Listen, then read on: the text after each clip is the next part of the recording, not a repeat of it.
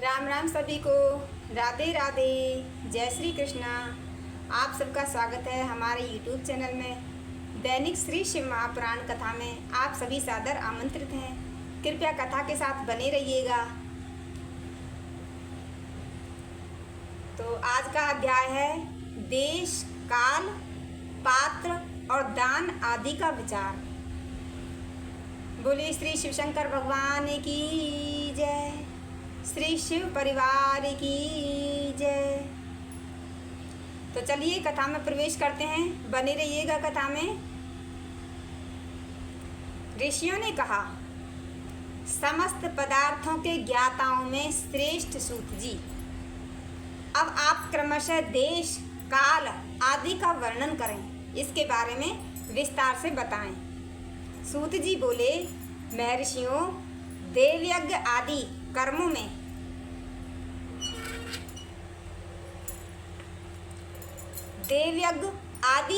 में अपना शुद्ध ग्रह समान फल देने वाला होता है। अर्थात अपने घर में किए हुए देवयज्ञ आदि शास्त्रोक्त फल को सम मात्रा में देने वाले होते हैं। जो शुभ काम, हवन वगैरह और भी कर्म हैं जो अपने घर में किए जाएं तो वो समान फल देने वाले होते हैं।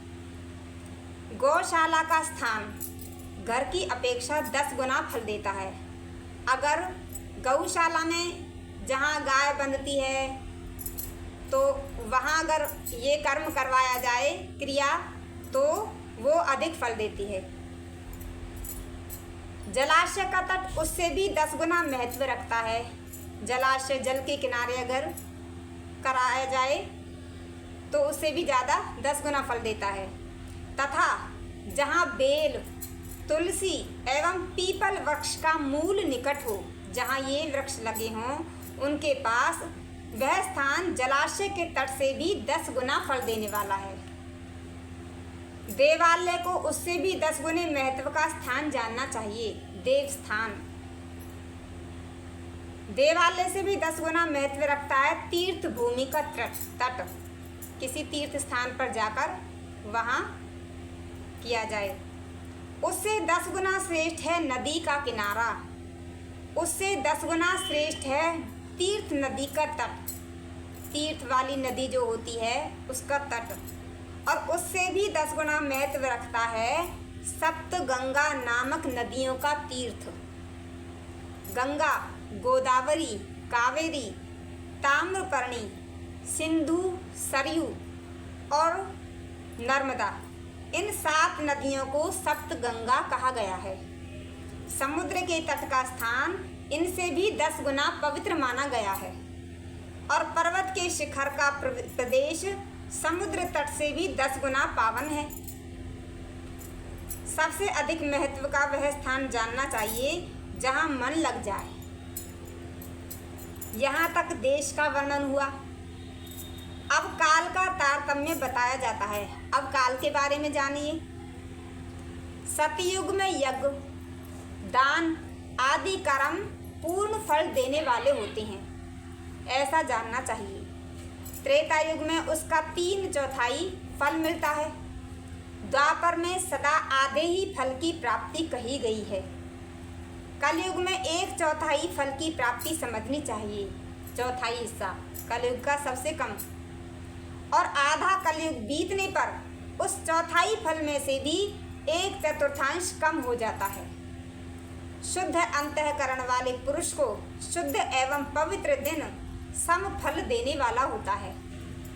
विद्वान ब्राह्मणों, सूर्य संक्रांति के दिन किया हुआ सत्कर्म, अच्छा कर्म पूर्वोक्त शुद्ध दिन की अपेक्षा पहले बताए हुए दिन की अपेक्षा 10 गुना फल देने वाला होता है। यह जानना चाहिए। उससे भी 10 गुना महत्व उस कर्म का है जो विषुप नामक योग में किया जाता है। दक्षिणायन आरंभ होने के दिन अर्थात कर्क की संक्रांति में किए हुए पुण्य कर्म का महत्व विभूष से भी 10 गुना माना गया है। उससे भी 10 गुना मकर संक्रांति में और उससे भी 10 गुना चंद्र ग्रहण में किए हुए पुण्य का महत्व है। सूर्य ग्रहण का समय सबसे उत्तम है। उसमें किए हुए पुण्य कर्म का फल चंद्र ग्रहण से भी अधिक और पूर्ण मात्रा में होता है। जो सूर्य ग्रहण में दान अच्छे कर्म करता है वो चंद्र ग्रहण से भी 10 गुना ज़्यादा फल देता है। इस बात को विज्ञ पुरुष जानते हैं। जगत रूपी सूर्य का राहु रूपी विष से संयोग होता है, इसलिए सूर्य ग्रहण का समय रोग प्रदान करने वाला होता है। उस समय में रोगों से अतः उस विष की शांति के लिए उस समय स्नान, दान और जप करें। जो रोग उत्पन्न होते हैं उस टाइम में, तो उनसे बचने के लिए स्नान, दान और जप तप आदि करना चाहिए। वह काल विष की शांति के लिए उपयोगी होने के कारण पुण्यप्रद माना गया है। जन्म नक्षत्र के दिन तथा व्रत की पूर्ति के दिन का समय सूर्य ग्रहण के समान ही समझा जाता है, परंतु महापुरुषों के संग का काल करोड़ों सूर्य ग्रहण के समान पावन है। जब सत्पुरुषों का अगर संग हो जाए तो वो कितने ही करोड़ों सूर्य ग्रहण के समान पवित्र होता है। संतों का संग ऐसा ज्ञानी पुरुष जानते मानते हैं। तपोनिष्ठ योगी और ज्ञाननिष्ठ यति ये पूजा के पात्र हैं, पूजा करने योग्य हैं, क्योंकि ये पापों के नाश के कारण होते हैं, पापों को खत्म करने में सहायक होते हैं। जिसने 24 लाख गायत्री का जप कर लिया हो वह ब्राह्मण भी पूजा का उत्तम पात्र है। वो ब्राह्मण भी पूजा करने के योग्य है। वह संपूर्ण फलों और भोगों को देने में समर्थ है। जो पतन से त्राण करता अर्थात नरक में गिरने से बचाता है, उसके लिए इसी गुण के कारण शास्त्र में पात्र शब्द का प्रयोग होता है।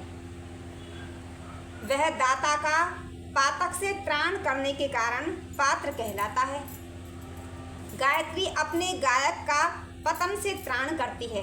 जो गायत्री मंत्र का जाप करता है तो उसका जो जाप करने वाला होता है उसका पतन से रक्षा करती है, इसलिए वह गायत्री कहलाती है।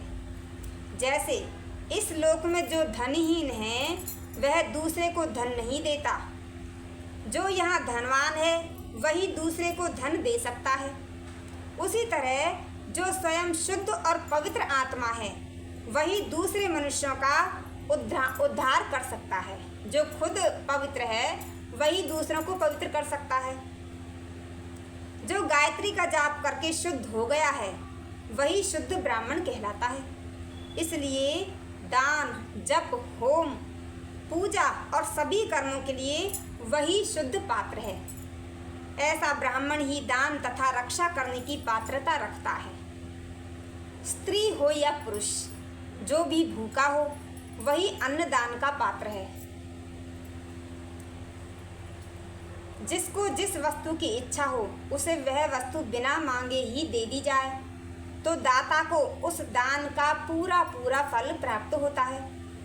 ऐसी महर्षियों की मान्यता है, महर्षियों की ऐसी समझ है। वो ऐसा कहते हैं, जो सवाल या याचना करने के लिए बाद दिया गया हो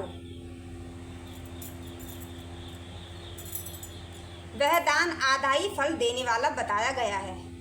जो भीख मांगने पर दिया गया हो वो दान आधा फल देता है। अपने सेवक को दिया हुआ दान 1/4 फल देने वाला होता है।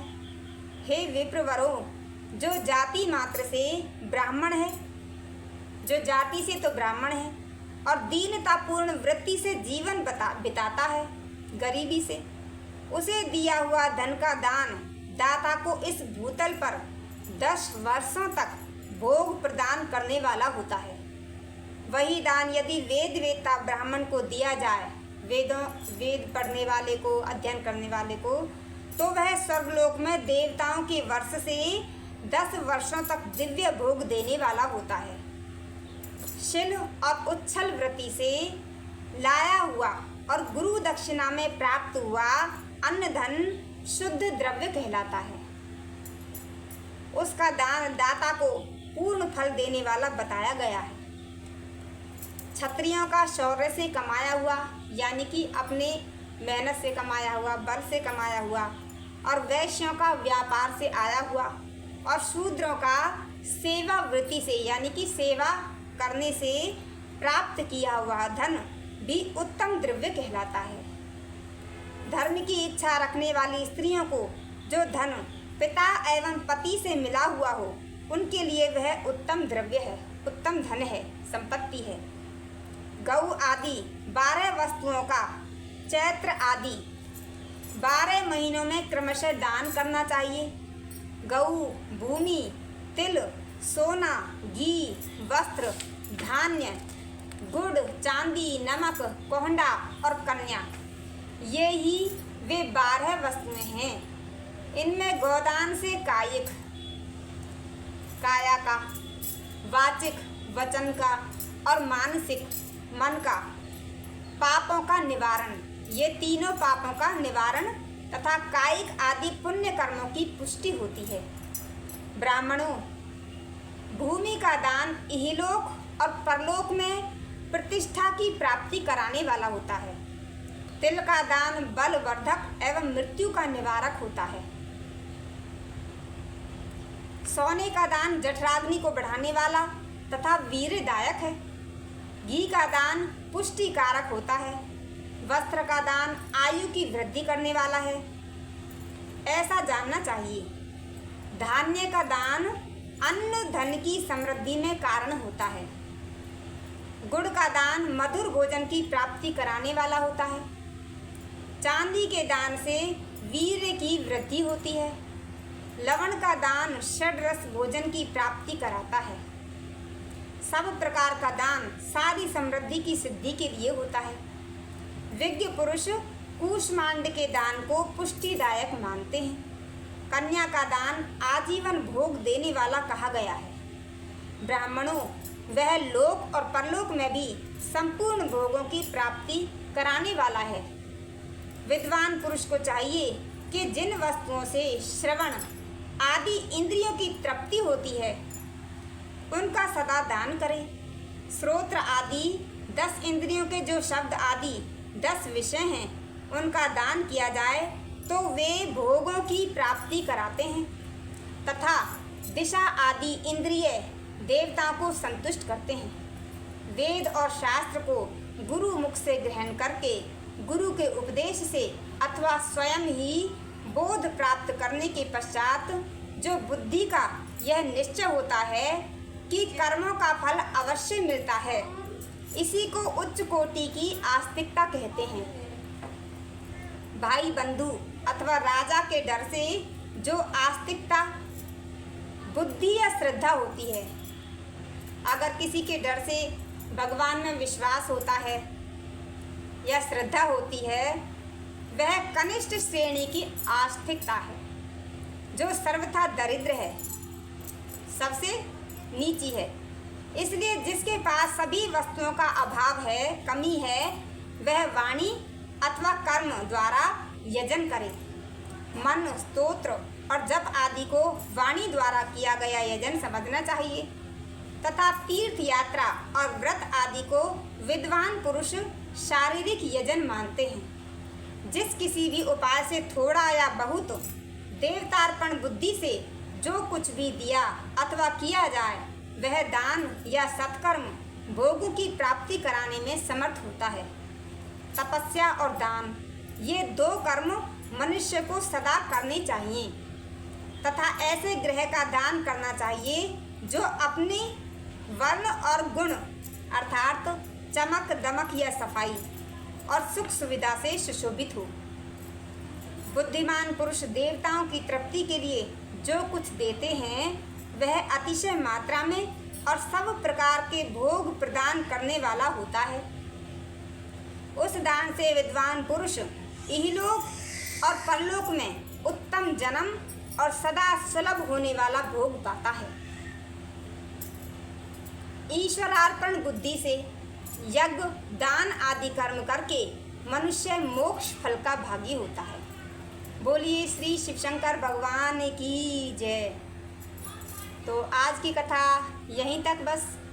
आगे की कथा कल अगले अध्याय में श्रवण करते हैं। तब तक के लिए राम राम, राधे राधे, जय श्री कृष्ण।